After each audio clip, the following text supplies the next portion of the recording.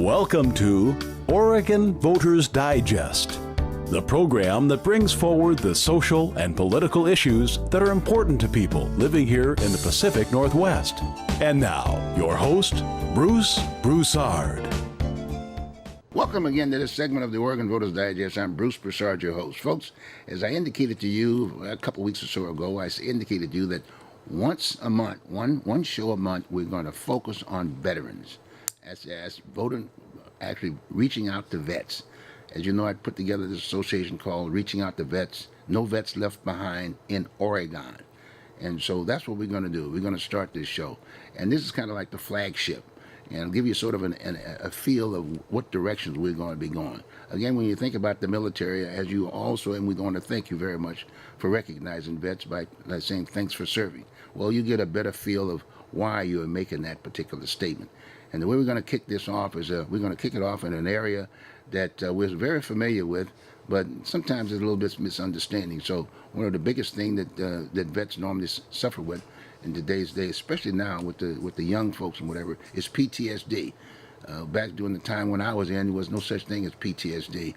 The gunny would say, the top sergeant would just say, go up that hill, and it wasn't about how much or whatever. It was go, move, do something. But it was just, we were service. We just dealt with that issue. But today it's called PTSD, Portland. I was saying Portland. Post-traumatic stress disorder. There's the colonel right there, and then right up front, as you can see, he's a military person too. He's going to be our first guest, and he's going to talk. He's going to educate us a little bit about what is PTSD. What is PTSD? What does that mean? How did it become such an issue, if you will? And we have a person who is a person who's got background in the military. Military actually was a former colonel in the Army. He was a family doctor doing that particular. That was his MOS. And I thought it would be very appropriate to get a military person who's been around for quite some time, and we're going to have him on. And then after that, we're just going to bring in three vets that are here locally that you'll probably see them, and it'll remind you of who they are. But anyway, they're a very interesting guy. I'll just leave that on the side. So why don't we just go on and kick the show off right off the bat. Colonel, how you doing? This is Colonel Blair, Dr. He's a doctor. He's a PhD. That's his MOS. Dr. Philip Blair, Colonel in the Army, right? Big time. How many years, Phil? I had 26 years in uniform. 26 years in uniform. He looks like a colonel. Trust me, he's a good guy. He's a really good guy. Bruce, it's a pleasure to be here with you today. He's a good guy. He knows who I am. I'm just a gunny. Sir, how you doing? Doing great. Just really great. Glad to be here with you at your presentation here today. Thank you. And with the programs that you're looking for. Yes, I appreciate that very much. So why don't we just get right up into this piece? What is PTSD? Well, PTSD is post-traumatic stress disorder, and it actually encompasses a number of different symptoms. And we call it a syndrome when we don't have a clearly defined cause or a pathology that's involved. In other words, knowing what exactly is wrong. And we collect together a number of symptoms, and symptoms like flashbacks, isolation, hypervigilance, where you're on the alert all the time, and negative thoughts, and even to the point of suicide. Mm-hmm. And collecting all those things together, we have termed that PTSD. And now how you get PTSD is quite complicated, and it doesn't happen to everybody who's exposed to a traumatic event. Sometimes relatively minor events can trigger the reaction. And there is a predisposition, meaning that your childhood could actually lead you to be more prone to developing PTSD if you're in a traumatic situation. What about a military person?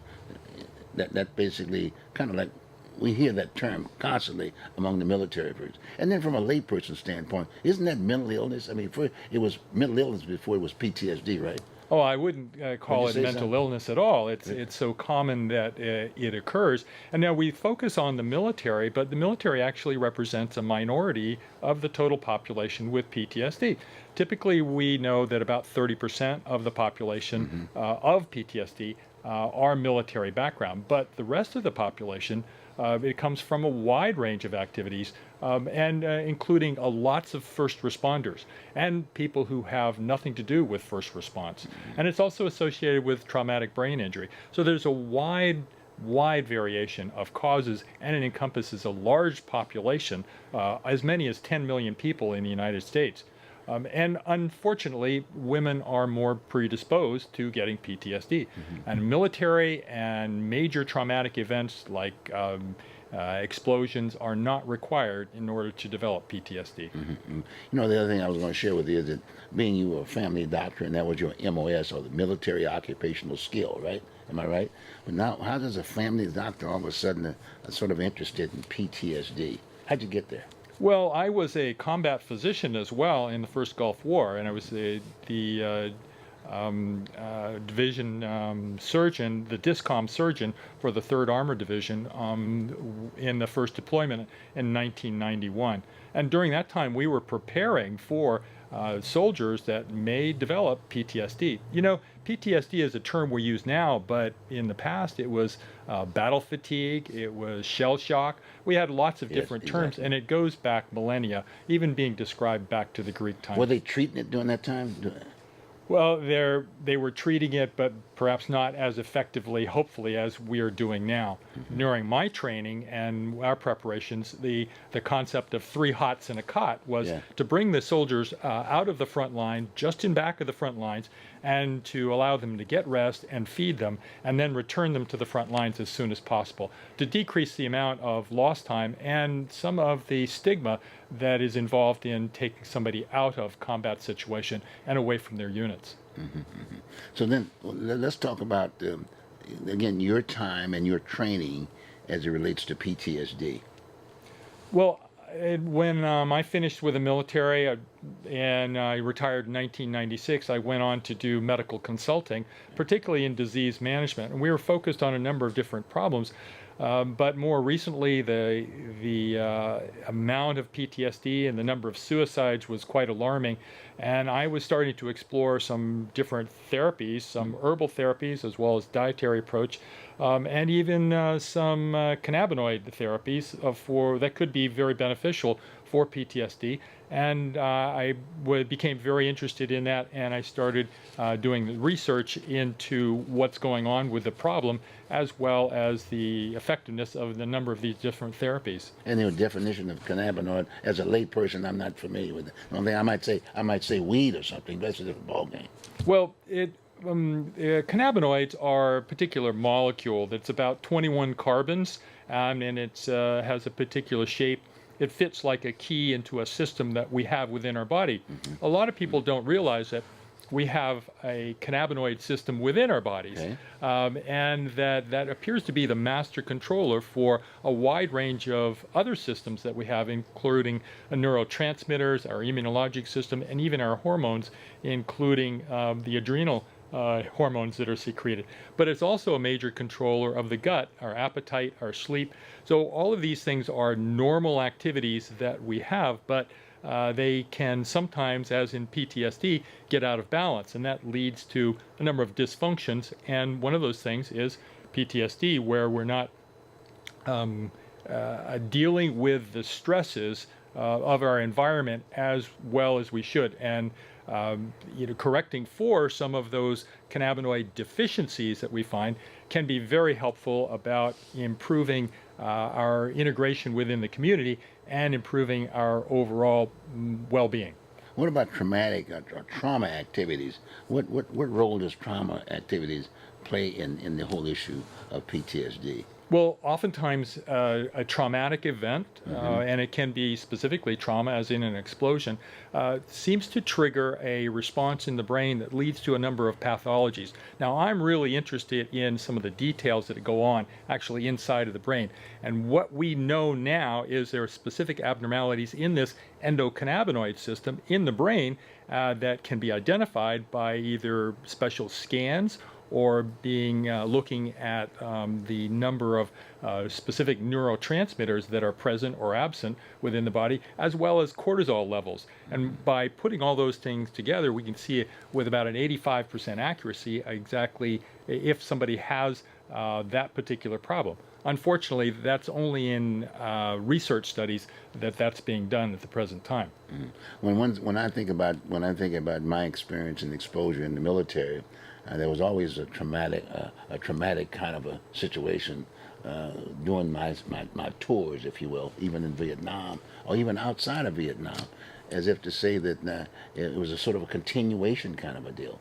And until I got involved in some of the services that were available to vets, I didn't understand, but now I do understand it a bit, that it can be an ongoing situation. But the trauma doesn't have to be major trauma. It can be chronic exposure to very difficult situations, heart-rending situations.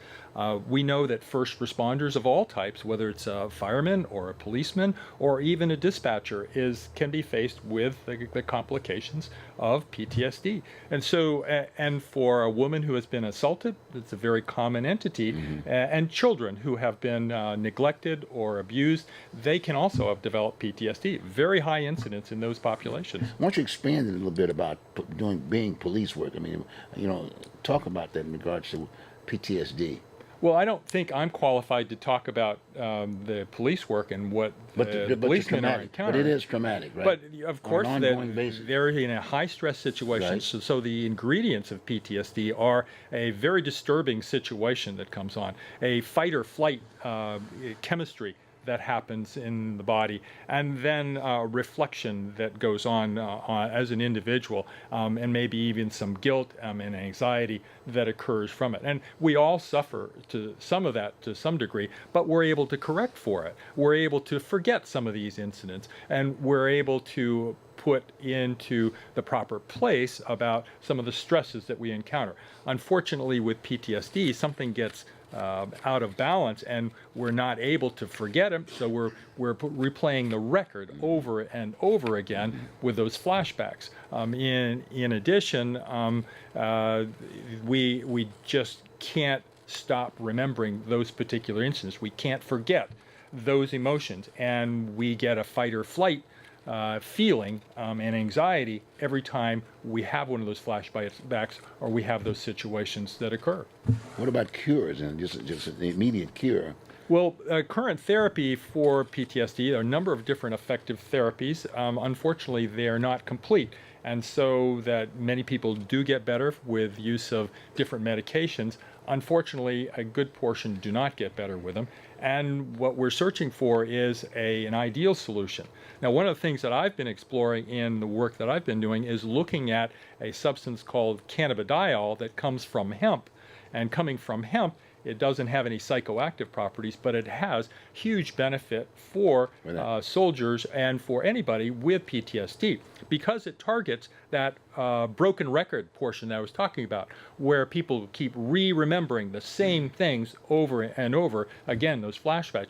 At the same time, it allows for individuals to forget those emotional experiences that yes, there's real potential for actually removing those. I'm not going to say for everybody and everything, but it has been put people into remission for those kinds of conditions. And I look at it as a remission, a lot like some of these other chronic conditions that we have, as how do you deal with that? You can control it, you can reduce its the severity, but you may not completely eliminate it. And this is all with that concept of this endocannabinoid deficiency that we have, and rebalancing that with this cannabinoid, cannabidiol, that acts to rebalance the endocannabinoid system and upregulate this system to help us get back to normal. Okay. Well, you know what we're going to do is that I'd like for you to expand for that at another time, if you will. Spend a little bit more time on this, because my understanding you are a consultant, and you're going to be, that's your focus now. That's your MOS now. Right now, so to speak, and we want to get you back on here. So let's say we've sort of run out of time just a little bit, but we're going to have you back on. How would one contact you to get a bit further discussion if someone wants to? So the best way to contact me, especially if they're interested in being involved in some studies with PTSD, if they're former military, contact me at Dr. Blair, MD, at iCloud.com. Can we put that on the screen, guys? One more time, Doc, just for that. Dr. Blair, MD, at iCloud.com. Okay, that sounds great. Yeah, that was really great. That's a good introduction. And please, you're going to be back with us? I would value that greatly. Okay. That Colonel Blair, hey, he's opening up the door. We're going to talk about this issue, because when he mentioned about the fact that this consulting aspect of it, my memory of of PTSD during my particular time when I was in Nam, which the only solution I had for that particular time, I'd go down to the NCO club and I'd drink it. That was my suppression. It's still a common way of doing it now. And when I got out, I did the same thing. And then naturally, all of a sudden, I found out there were some services, and all of a sudden, I'm able to control it somewhat. I still have these memories and whatever, but I don't have to basically pick up. And alcoholism is also associated with it in a great That's a suppression. It's a suppression, right? You got me? It's trying to treat yourself with alcohol as a drug. Exactly. So now it's kind of like a moderate thing now with me. At least I know how to, and I can deal with it. So it's good. Doc, it's a pleasure. Okay? Again, thanks again very much. Okay, folks, we're going to take a short break, and we'll be right back. I'm going to let you meet some of the guys that I think I was sharing with you at the start. Okay, be right back.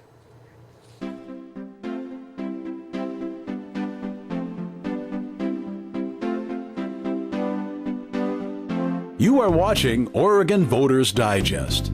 This program can be seen again on these channels on these dates and times. Tell a friend.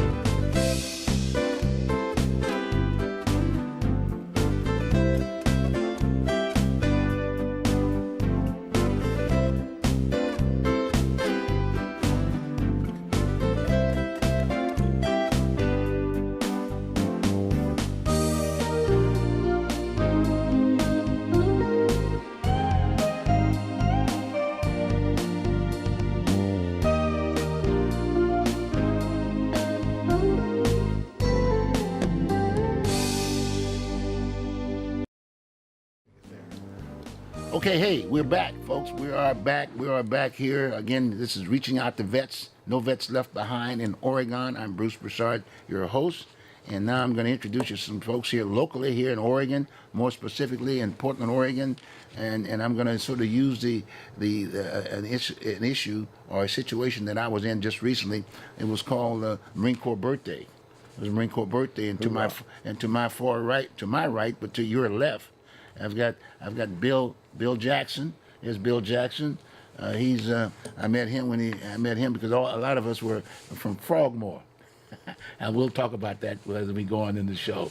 Yeah, Bill, how you doing, Bill? Hoorah! All right, hoorah there. Okay, yeah. As a Marine right there, he was at that Marine Corps birthday we had the other night. I'd call it a military birthday. Yes, military birthday. It was a military birthday. Some of us were Marines and whatever, but it was military, and we were comrades in arms. In all due respect.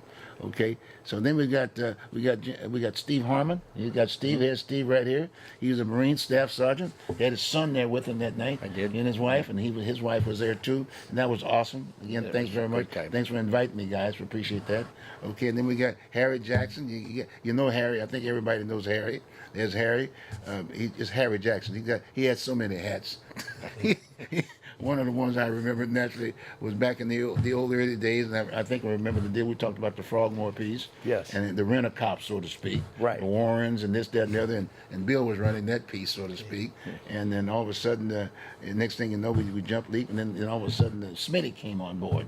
And Smitty all of a sudden started putting something together, and then, let's see if we can get more blacks in the police department, right? Just kind of the affirmative action deal, but it was a military deal, the paramilitary, so to speak. Anyway, to a certain degree, and so it was neat. So I met all these guys, and it was really a blessing. And I want to thank you guys again for giving me the opportunity to sit there and meet and chat with you and whatever.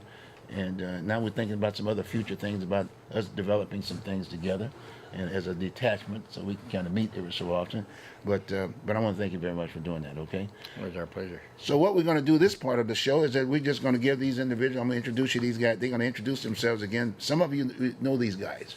Some of you know these guys, and some who, if you don't, it's going to be a pleasure that you should get to recognize who these guys are and their contribution to our way of life here in the city of Portland or in the state of Oregon, okay? Guys, why don't we just start off with by just sharing just a small thought about who you are and what was your MOS when you were in the Marine Corps and that kind of a deal, okay? All right. And what are you doing now? I'm Bill Jackson, and I was an 01, so I was in administration.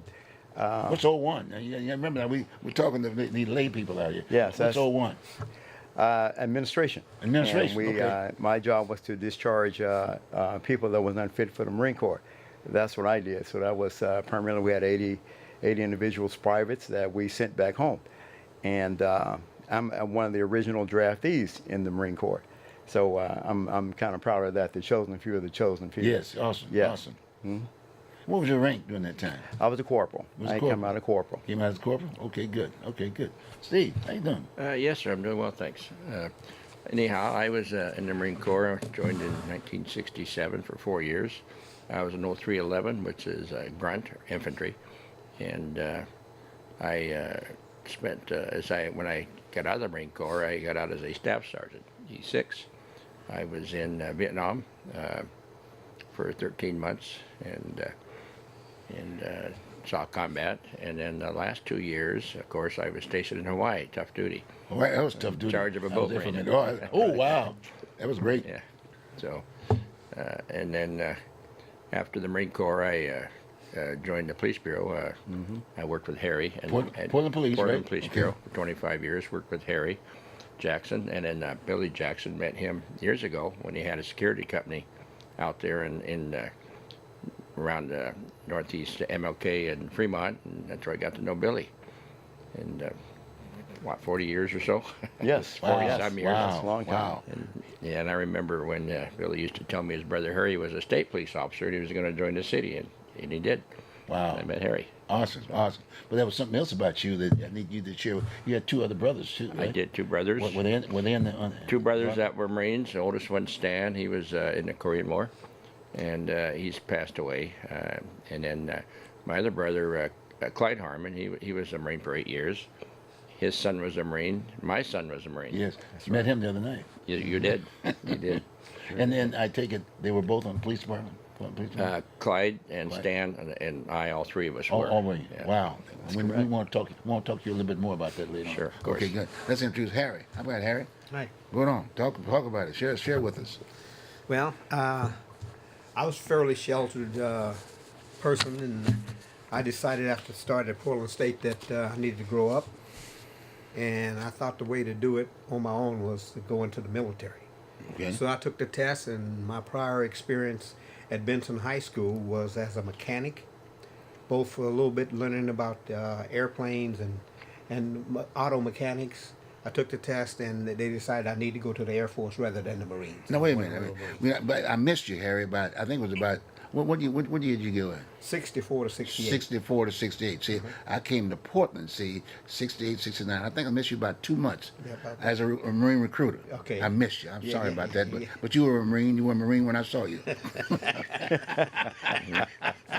Going on, Harry. I'm sorry about that, Harry. But so I get in the Air Force, and I was basically out with everybody else for a while as a jet over 2 engine mechanic, and I befriended and had a friend, DeTavio. He was an E9, and he liked me. Oh, okay. So I got promoted pretty good, and they selected me to be a part of the flight crew as a loadmaster and assistant engineer. Awesome. And so I was on flying status. Yes, yes, yes. So I was fairly limited with the small group of people that we had. So my experiences were a little bit different. Okay. Being I wasn't person going downtown in the clubs and everything, I worked. And so I got promoted to staff sergeant. I got promoted to staff sergeant. And it was a good experience for me. Flew all over the world. Flew up here to drop troops and heavy equipment out of up here at Spokane. And it was a good time for me. It helped me to grow up, and I was kind of a person after I got out of there that I was pretty sure of myself, and I really wanted to be a police officer. Okay. But I was too short. Okay, but Maybe about 3 or 4 inches too short. Really? Yeah. Now, he was in the Frogmore detachment too. Okay. I guess that's the Marine Hey, Corps. no, that detachment. You know that detachment we were in. Okay. You All know right. what I mean? The rent-a-cop, so to Oh speak. yeah. Okay. And I worked definitely. in there, and that's where I got to meet Steve and his Okay, brothers. good. Yes. And they were very helpful when I finally got on. I was on 4 different departments. Okay. State troopers, airport police, Wow. Portland police, and then I was Wow. at OHSU police. Wow. So when I first started out, they were helpful. Wow. Helping me get through some things that we had here. Kind of had to prove myself a little bit, and I was up to it with the help of these guys. And so we were able to get past some things, and some things come my way. Yes. Started working with the community. We're talking about Piedmont Neighborhood Association, Overlook Neighborhood Association, and we did some walking patrols, some some court watch deals to make sure that the people that were arrested. That was a time when women going to work tried to catch the bus, and people will proposition them to be prostitutes. Yes, yes. And they wanted something done about that. So we were able to get off into that. And when they went to court, they had to face people from the community here. So those are things that kicked community policing off with Mayor Bud Clark. Bud Clark, yeah, remember Bud? And Tom Potter. Tom Potter. And a number of other people here in the community that really got in with us. So Because you had Moose there too during that particular time. Had Moose. Yep. Yeah, that was a good deal. As a matter of fact, the mayor came on a ride along with me at the request. Well, it wasn't exactly a request. He told him, we've decided you need to go on a ride along, Mr. Mayor, and you go with Harry. And I'm sitting there, I'm just... Was that Bud? Was that Bud? Bud Clark. It was Bud Clark. It was good. Mayor Bud Clark. Well, we left Harry for last because he's kind of the celebrity here for us today. I mean, he's got a monument there on Alberta and MLK there, sitting out there. You'll know a little bit more about that as we get into this deal. Okay. We're all celebrities in our own way, but Harry, you're the one. Well, You're the guy, in all due respect, that really signify the fact that you can get whatever you can achieve at any issue that you can go to. I really do. The good Lord has been with me. Oh yes, very much so. And by the way, I might add that this on Marine Corps birthday or the Veterans Day, every Veterans Day celebration, the Tribune puts out an insert of veterans, and in fact, in all due respect, they gave me a call. And I called the commander of Frogmore. That's right. And called Bill up and say, hey, we need someone that we consider that they would like to interview. And so all of a sudden they interviewed Harry. And I've got a copy of that. Let's see if you can you get a close shot of that? But that's in the Tribune. You can Google it for the Portland Tribune and you can see that piece. The Tribune, they got all the papers there and whatever, but it's a very good article about Harry because there were areas there that I didn't even know existed on Harry. It was a very interesting piece and the way he laid it all out, and just good job, Harry. Thank you. And thank Bill for putting that piece together for Hoorah. us. We appreciate it. Oh, I love it. Now, let's see. Let's get down now to some of the other activities you guys are doing now. I know all of us are married, right? Yes. We're all married, right? All married. 49 years. 49 years. I mean, these guys are, right, they're definitely part of the community and this, that, and the other. And that's a very positive situation. And now what we're going to be doing now is that, as I indicated to these guys, we're going to be putting together our own detachment to go out and reach out to vets and share this particular time, if you will, once a month, to go out and reach out to vets and educate the public, because the public has been saying as of late, thanks for serving. Every time you turn around, you say thanks for serving. Especially that's why I wear this is my uniform. Right. And as the detachment grows, everybody's going to have the same uniform. Mm-hmm. And that's the whole idea, because We're going to make him a Marine. we're going to make him a Marine. We'll work on it. He's an honorary Marine anyway. Well, he's up to it. We're gonna make it. That's gonna be right up front. We're gonna be right up front. There might be a few obstacles, but There Harry you go. can always overcome. So the two purposes is just to educate the public and thanking the public for them recognizing our contributions and all of them, and both men and women. We're going to probably have a female here. We're going to. There's a recruit that I was looking at in your group when I met you guys at Hennessy's church. Mm-hmm. Yes. We might be able to get it. She was a master sergeant, first sergeant. Master sergeant. She was a master sergeant. But we're going to have But my point is that it's going to be service related kind of a deal. So it serves two purposes. Mm-hmm. One, it tells the public that we did exist and the things that we've done, and thanking them for the services available, because the VA today, boy, is sure different than when I got out of the Marine Corps the first time. Well, all of us, for that matter, right? It's a beautiful piece, and in many ways, that's one piece we're going to do. We're going to let people know about the benefits and thanking them back for what they're picking up the tab. We're taxpayers too, but they're picking up the bulk of the tab of this deal. And at the same time, we wanted to do is that we want to make sure that we educate our veterans who are not familiar with the services that are offered to them now. I mean, I want to tell the public, thank you very much for doing that, but many of us don't know about it. I mean, we weren't in let's say when we were released out of the service, that wasn't part of the orientation. We didn't get that card, and I'm gonna pull it out now since I have mine. Does anyone else have one? See, because this is something that they give you, and it's a medical card, and that means that you have access to all the services that are available in as far as the VA is concerned. And that's what's in this booklet right here. I mean, you'd be surprised of some of the benefits that are available to vets. Benefits of enrolling in medical care abroad for veterans with a service-connected disability, high-quality care, VA health care enrollment, let's see, basic eligibility. They got all this, but it just goes. They got medical. In all due respect, it's a lot of stuff. Additionally, dependents and survivors. Emergency care, VA dental insurance program, mental health services, a crisis line, sexual trauma. I mean, I can just go on, but this is kind of like the Bible, and we want to make sure we get this out from the show standpoint, and that's physically making sure we get these at the right location. And I think our first targeted area, we were going to, in all due respect, we were going to go to the Portland Police Department because the military is the Portland Police Department is paramilitary.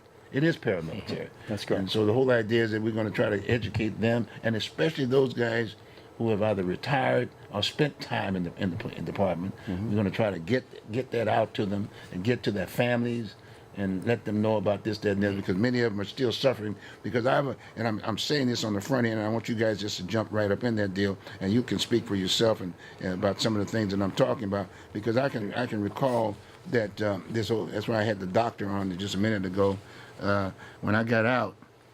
But when I was in NAM and when I was in the military, I always had traumatic kind of experiences. And then when I got out, and then all of a sudden I couldn't sit right in the middle of a room. I had to sit with something on my back and whatever.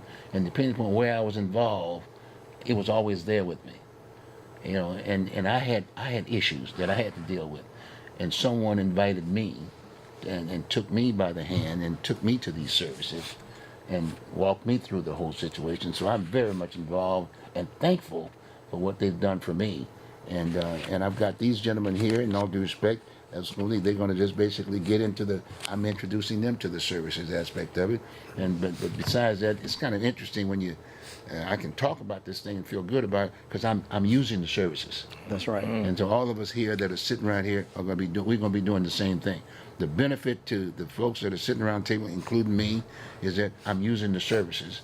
And then it makes you more effective lobbying and talking to the other folks about what are the benefits for getting involved. You got me? And it benefits the family, you know, and I'm just sharing this with you guys because when we went to the ball the other night, being able to share this benefit with the wives that were there. Steve, your wife was there, and then Harry, your wife was there, and I tell you, it just makes you feel good to share that with them, and then all of a sudden they're getting involved because that's what I've seen as I've been reaching out to vets and whatever. When I go down for my appointments and whatever, I see people lined up, and I see many wives basically pushing their husband either in wheelchair or they're too old, if you will, and now the wives don't know and they're trying to learn. Well, on the other hand, if they knew early on, a lot of times they're the ones that pretty well take us by the hand because in many ways we love their support. Oh, definitely. Because that's the thing that really helps us out big time. But if they'd gotten in then early on, if you will, that loved ones would have still been there today. You got me? And so that's going to be one of the reasons why we want to get very much involved, and each of us is going to be basically pursuing the services in our own way, depending upon what our needs are. And you'd be surprised. I mean, even if you're like these young guys that are in Afghanistan, who in the Far East and whatever, if they got kids, the kids can have full ride scholarships to go to school. Can't beat it. And guys our age can go back to school at no cost. Yeah. Because in most cases, if you didn't spend the 20 years plus, you know what I mean, after full retirement aspect of it, I mean, you couldn't, it was only offered for you initially. But now they've sort of realized that, you know, hey, wait a minute. I spent 4 hard years. I was in combat. I did this kind of stuff. And now I'm out, and I don't have access to that piece. But now you can. Yes. If you spent a day and was disabled, and a lot of times you can be 100% disabled, you get all of the benefits.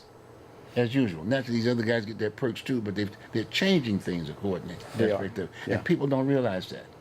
You can go back to school even at our age factor. One can go back to school if one wants to learn a small trade, whether it be air conditioning or anything like that, or go to real estate school. A lot of times, guys will say, "Well, give me something that I can just do. I want to stay busy." You can actually go to school, and they'll pick up the tab. You can't beat it. They've got an employment agency in the as far as the services now, where you can actually go and say, "Look, I want to go into business." They will set it up for you, and then monitor it. And I introduced a business the other day that in fact they did gutter system aspect of it, something like, and the recipients, the employees, were picking up something like $500 a week. Isn't that something? Just putting gutters on and that gutter guard stuff. Isn't that something? Yes. And I introduced this employee who had been going to to another entity, paying for the service to get on the list so he can get these folks to come and interview, right? Because they're short of personnel now. Right. All due respect, that President Trump has made such an impact on the opening up the doors. I mean, a lot of folks are working nowadays. Folks who are not working. So my point is that when he came to the table, he was thanking me for getting him into the system. So the system sat down with him and said, "Okay, fine. What are your needs? We'll do all the vetting. We'll go through the military, because the military, people have gone through boot camp, because the military is the closest thing to a perfect society. Everybody's working." That's right. See, That's right. so they've already got that background in terms of being on time and all they've been trained and whatever. This outfit now, in the service, will train these people, find the people. Once they find out the job description aspect of it, they go out and pick them up, and then what they'll do, the first 3 months or 6 months, they'll pick up the tab. And then if they're not doing the job right, correct, they just pick up the phone and they'll come pick them up. But they won't just throw them out. They'll just say, "Well, it's not your right fit. They'll put you over here." But that's a service that we're available to. And there's a lot of guys out there, some of those young guys especially, can climb up those ladders. They can feed a family, that kind of a deal. And they're picking up everything, the medical and the whole work for the employer.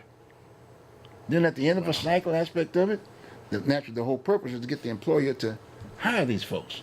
See? So I'm just going on because I get so excited about some of the things that I'm doing, and it makes you feel good after you get through sitting down there and people are satisfied, and you see people on the job, and I've gone on the jobs and checked things out myself to see whether or not it's real, and it makes you feel good about that whole piece. Well, the whole big deal, Bruce, is that God is good. Yes. And I want to put that in there. That Yes. God is good. Yes. And He's definitely with us, and is leading us in the proper direction, that He's making this as possible for us to reach out and touch people. Yes. Very true. And I think about Harry. We've been knowing Harry for years, big time. But his involvement with all these youths and Harmon's basically the same thing. You're in that hard work, police work aspect. It's traumatic when you get up in the morning, every day. When you get up, when you've been working, and until you get off, the families are concerned about it. And then that's why I had the doc here. All of a sudden, that puts a lot of stress on your heart every day. And it on and on. That's why that heart disease comes. I'm learning all kinds of stuff. You got my point? But the whole idea is that doing that kind of work, safety and this, that, and the other, but dealing with the kids and concern about what about these kids and what can they do and this, that, and the other. Well, now all of a sudden we can do something about that piece. You got me right, you understand, Harry? Because I know that's always been on your mind. You got me? Or your mind, Steve, when you pick somebody up. Or see, back in the old days, I still remember those days. Some of the guys that I knew, they'd pick the guys up. If community policing was really just basically knowing the folk, knowing the people in your area. It was. And so if a person was i.e. maybe a little overdone or whatever, it'd put them in the car, take them home. That's right. You know what I mean? Take them home, and then new folks. But the key is that sometimes people don't understand that and can't appreciate that piece aspect of it. But now being able to come back. It's not just going to be again, like I said, if by getting you guys all certified in as far as these services concerned, It'll give you a longer life, give you something to do, Will. give you something to do, and it gives the family something to do. We will develop other relationships within our own rank, and then we'll be able to share it that way. Therefore, as I've always maintained, the first thing you got to do is satisfy yourself first. All right. And then you can satisfy somebody else. So while you're satisfying yourself, people are seeing that, and then you're sharing it, right? You got me? And then we both benefit. On the other hand, nowadays, especially when you hear about police work nowadays, it's such a negative factor, and it's not. It's not a negative factor. They've not been in the service. So we don't even have the draft today, and then we can talk about the benefits of what it did for us. We're here sitting today, trying to give back. But I think about a lot of those young folks that are sitting down there. They've gone in that criminal justice system aspect. Young guys, nowhere to go. But in the military, in the Marine Corps, that was my morte when I was a recruiter. I mean, I went down to the court system and met those guys down there, Jones and those guys. And in fact, a guy named Carter, I'm throwing it out together. And by the way, get in, guys, and let's just talking. But I remember Carter, he was a court administrator. And he would call me up and says, hey, Gunny, I got one here for you. I said, what did he do? He said, well, he ripped off a couple of stereos and he blew one joint. I said, oh, okay, cool. And so then he said, fine. Then he contacted the judge and said, Bruce is going to be coming down. The gun is going to come down. I go to court, and then the judge knew I was there, and he would say, okay, young man, I understand this is what you've done. So you're going to be going down here. And by the way, understand you might be interested in talking to the Marine Corps there for a minute today. It says, yes, sir. He said, well, we're going to take a recess and you can talk to them. So I'll go back in the back room to find out whether the guy can make it through boot camp. Because if you can't go I went up to a certain point. That. And then I clean him up real quick. And after that, we go back in. And I understand you might be interested in going with the gunny. And they said, fine. And then they said, well, tell you what we'll do. We'll hold you. I'll set him up for the testing routine. And I did the testing. I'd hold him. He'd give him to me. So he was in my custody. I'd take him down to AFIS. He would take the test. And he passed the test. And this, that, and the other. I go back, call up the judge, sign him up, and he's gone. And it makes you feel so good when you see some of these guys today, just like yourself. You and Harry, when you do something good for one of these guys or whatever, and all of a sudden you see that person working, got a family, makes you feel good. It does, yes. Same thing with me as a service. I see these guys, some of these guys have retired in the Marine Corps. They retired. Some of them are doctors and whatever. In fact, I can still remember a couple of guys that I put in the Corps that went on the police department. Makes you just feel good about these folks. Lawyers. Change your life. It's just a saving your life aspect of it. So I'm just sharing that with you folks. That they're going to be doing the same thing that I'm doing because they're going to be sitting in my seat for a minute. Because as we start getting this thing going and reaching out to other vets, because we're going to focus right up front with you. We're going to focus in all due respect with the police department to start with, because that's the area we're going to start with. I mean, sure, it's going to spill over to other areas. We can do this, that, and the other. But that is an area that we can be a contribution to the community as a whole. Because we still have an issue there about this public safety aspect of it, and we can kind of help. I think we can help.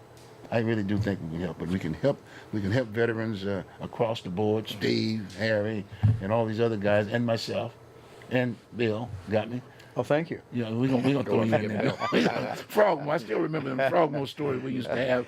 That's in South Carolina. That's right. That's right. All right, that's a little city. That was South Carolina. It was a fun time during those days, aspect of it. So anything else you guys want to contribute? You want to make any point? Now, we talked about this. We showed you this piece. Make sure you get down there and look at that Tribune piece aspect of it. It was a good piece, Harry. You did a good job on that, too. A lot of stuff about that background that I didn't even know about you. But since you were with them Frogmore Marines. I'm the one who's the Air Force person here out of you three people. No. But we're working on getting them. They're working on getting me. We're gonna But make that's them an what I honorary. wanted. That's what I wanted to be from the beginning in the Marine Corps. Oh, they're going to be all right. And so anyway, tried to make the best out of the Air Force. Yeah, right, Got to fly all over the world. Got to meet people from different countries. Got to meet people from different parts of this country. Just go in and spend the night, do things like that. Airplane, just fly all over, and it was something that was really good. It helped me to grow up, and at that time, personally, I needed that. I really needed that, and It helped me develop some self-confidence about who I am. So people can think what they want to about me. I know who I am. And that's because I've had to come to it on my own. And the military was a thing that helped me with that. Was it, Bill, the movie you watched last night? Full Metal Jacket. Full Metal Jacket. yeah. The first 15 Yep. minutes of that Boot Yeah. camp. is telling you Yes. how you make a transition from being a regular citizen to being a military person, to make decisions and grow up and be on your own. And that's what I think is really good from the military, what I took out of it. Come home a different person. You bring up a good point, because when you think about it, a lot of times military guys seem to be a little bit more relaxed when they get other militaries around them. That's right. And because well, we can understand one another. Right. Number Yes, one. right. And a lot of times, and I'm sharing this now because from the public standpoint, a lot of times you feel, well, military people don't share everything. I've heard this among family members. You know, when wives, when he didn't want to talk about this, that, and the other. Well, this is why, and that's going to be some of the things that we're talking about. That's why we're going to take advantage of these services, because just what Harry was saying, when the military have their own AA, it's called the 45 Club. All right. It's 45 clubs. It started, i.e., as a result of the Korean kind of deal with. But the bottom line is that these are just all military guys, and we're just sitting around, just sharing, and it developing those relationships. And then we've got a doctor, we got a person there that monitors this whole piece. And while we're doing all the talking, he's talking about some of the little vices and whatever that we're already involved in. But we're talking about it. It's not something that's forced on us. And then if we get out of line or whatever, he doesn't we do our own so-called monitoring and back and forth with guys. But at the end of the day, he'll sit down with you privately and chat with you about this, that, and the other, and just kind of take you through that jungle, if you will, and bring it back. And I tell you, it's such a great deal, and you'd be surprised at some of the guys that are there. Remember Mike Burton? Does that ring a bell? Mike Burton at Metro.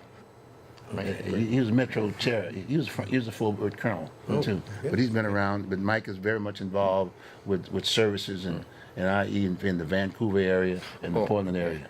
But he's an awesome dude. And then so he goes to the 45 Club, and a lot of other folks you'd be surprised. And I'm talking about from generals on down. It's not just an enlisted kind of situation. And Bruce, you know, that's just not unique to the military. That's right. A lot of us went to the military and we come out and become police officers.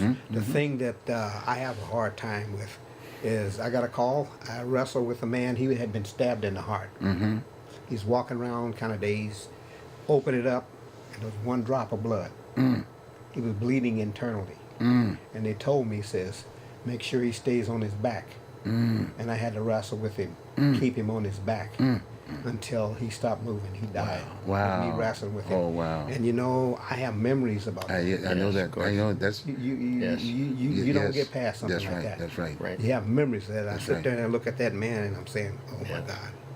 You know, you have a lot of things like that that you just don't forget. You can't. And that's post-traumatic stress. Right. Post, Yes, that's what it post is after something that Right. happened, and then it still stays within you. And that's what happens with the military as far as the service is concerned. We're doing just what you're doing, sitting around talking around the table, and there's nothing wrong with a tear coming out.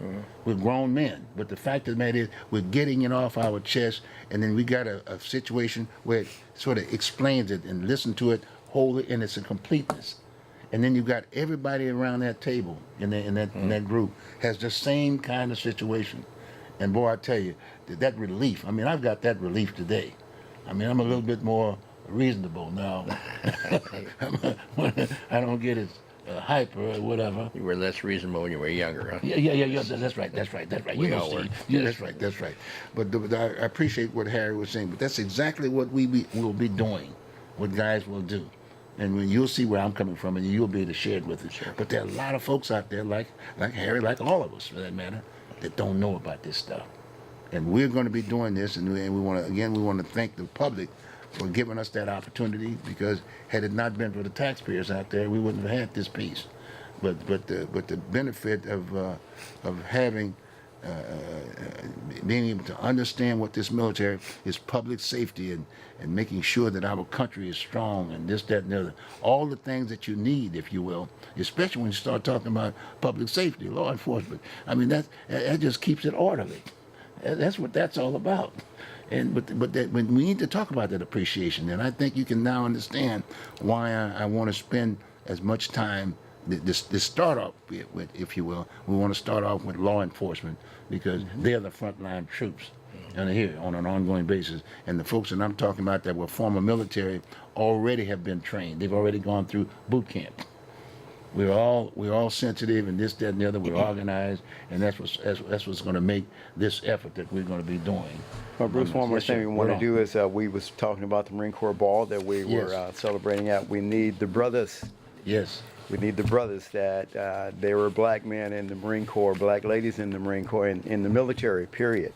We need you to show up because we try to figure out where are you. Yes. You know, and this year we started with a table of black Marines that and Air Force that we just kind of took people that was in the military, and that we get together and we can sit down and talk and celebrate who we were, because there's a history. We have made our way in America as black military people, and we need to show up.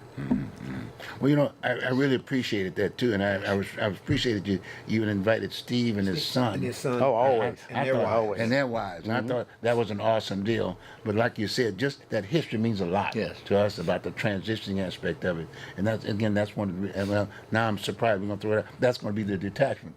We're going to put what you're talking about and put that in play. And I think that's a good deal. It's going to be Hoorah. good. It's going to be good for the Marine Corps. It's going to be in the military and whatever. You And need to give a hoorah. Hoorah. Hoorah. You know, Bruce, I can't, don't ask me to do push-ups, so. all this helps us get away with some things. You know, the Buffalo Soldiers started off, and then Tuskegee Airmen started off. Yes. And they had to show that I can do the job as good as anybody. Oh, yes. Oh, yes. And Oh, you know, yes. they had a lot of help. I had a lot of help from Exactly. Steve and his brothers. Yes. That's right. And Correct. the things that I needed to do. So Yes. we need to make sure that young people understand it's just not starting today. Exactly. It started a long Exactly. time ago. And Exactly. they have an opportunity to be a part of the club. Exactly, and I really appreciate that too, because you know we're talking about progression too. Remember now, when we all got into the service, you know, we both basically we understood after we went through boot camp, it was all about the shoulder and the collar, and we respected that. That's the Yes. ranking aspect of it. Yes. That's right. And then so we went through to a certain degree of the race thing to a certain degree, because at the end of the day, we were wearing that uniform. Yep. And you have to respect that. There's always 1%.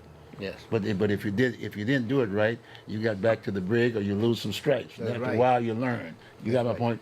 And so that's the other contribution. That's a major contribution we're going to be able to give to the table. Didn't do it right, you lose your life in combat. right. That's right, big time. That's right. So now we're going We to all bring have to work together. You're all exactly part of one big exactly. family. And we haven't. And the military has done that. So we just want to make sure that we bring it to the table now, which will help out because as you know, and I'm not getting into the politics aspect of it, race has always been on the table. This back and forth routine. Yes. We can't afford that anymore in this country. That's correct. We've educated the world. We've educated the world, and we thought maybe we educate the world, they'd go back to that respective area and be productive and etc. But it don't work that way. And that now we're the ones that's the problem. Well, I don't think we are the problem. If we don't maintain this country, we won't have no world. Exactly. That's correct. That's right. So that's another thing that I want to make sure that we share, because when we put this detachment together, it's going to be military. That's what it's going to be. Military. It's going to be military, and it's going to be something that's totally unlike anything else, but it's military, and all the military folks would understand that. So when the public tells us, so when you say thanks for serving, you can rest assured we're going to be doing our work. We're at the table and we're going to be working, and it is about the stars and the stripes. We got over 100 cultures here, but we only have one flag. That's That's right. the American flag, and it represents a whole bunch of other flags because we're all immigrants, as one would say, but we're all Americans, and I want to make sure I'm not into the minorities. Yeah, we were minorities, but we were all military. That's right. See, that's the minority And then part. we're minority. Well, I guess we're majority. We're old. Is that Yeah, minority? that's or is what, that yeah, old? we are the majority. Majority, because we're yeah. all one stop. Yeah. We're all under the one flag. Well, as an Air Force person at the Marine Corps Ball the other night, Yes. I saw one big family there.